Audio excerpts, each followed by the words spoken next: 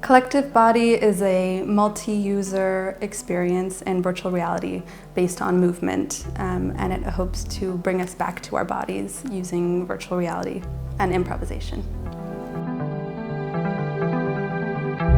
I'm Sarah Silverblatt-Buser. I'm from New Mexico in the US. I've been based in Paris for the last 6 years, and I'm a classically and contemporary trained dancer as well as choreographer and director.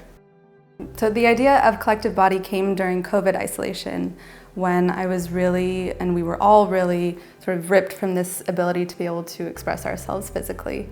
And the more that things were becoming virtual, the more that I started to feel a kind of dissociation and depersonalization of who I am, normally connecting through movement with other people. And so I wanted to use virtual reality to subvert this technology, so that the more that you are in the experience, the actually more you are grounded in your physical, concrete, tangible world. So the experience starts in the New Mexico desert during 5 stages of a storm. And these 5 stages represent 5 important moments in human development.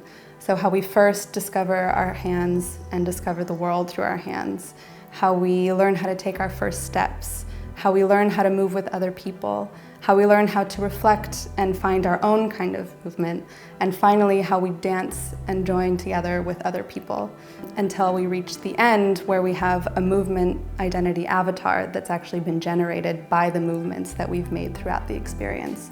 So by the end, we have this visual representation of our ephemeral movement that is something that's really the essence of ourselves that we don't typically see in everyday life, but that we're making visible through this virtual experience. I worked with Pierre Zanjewicz on the art direction and was inspired by the New Mexico landscapes that I grew up in, by Georgia O'Keeffe and her representation of these landscapes that are very striking and concrete at the same time, and by Michael Ouna and his UV photography that really captures the essence of his subjects.